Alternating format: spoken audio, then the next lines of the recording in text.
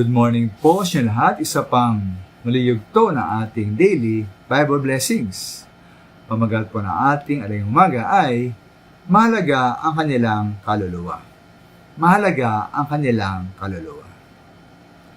Ano po epekto sa atin ng pagtanggap ng 100 milyon sa ating buhay? Napakalaki, di po ba? Kung meron ka 100 milyon, tumanggap ka, naroon po yung pag-ahon mula sa hirap.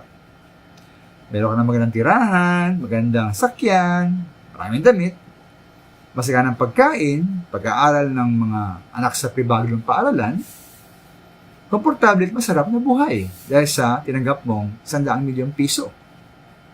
Ngayon po, kung pipiliin ka, tumanggap ng 100 milyong piso o maligtas ang kapitbahay mo, anong pipiliin mo? Maging tapat po tayo. Mahirap na desisyon, di po ba? Mahirap. Tatalikuran ba natin ang komportableng buhay para sa ating pamilya?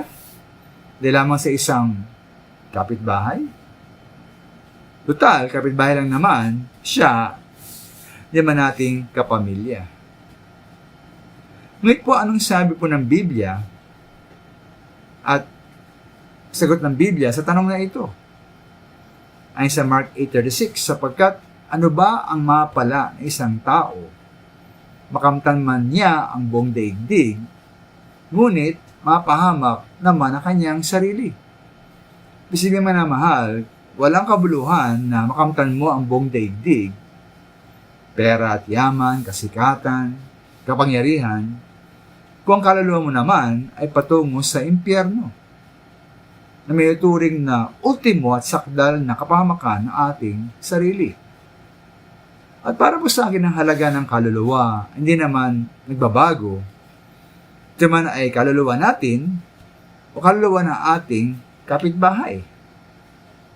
Parehong mahalaga ang dalawang kaluluwang yan at pareho ang kanilang halaga.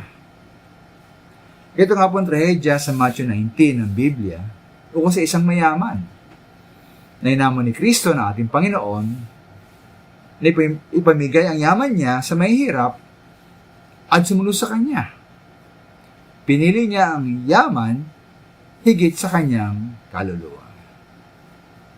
Kaya po, gano'n ba kahalaga ang kaluluwa ng ating kapitbahay? Kung talagang mahalaga po para sa atin ang kaluluwa ng ating kapitbahay, marahil po kailangan lamang natin gawin ay magbigay ng ilang minuto para puntahan siya at bahagi na ng Ebanghelyo upang siya po ay maligtas. Maraming salamat po.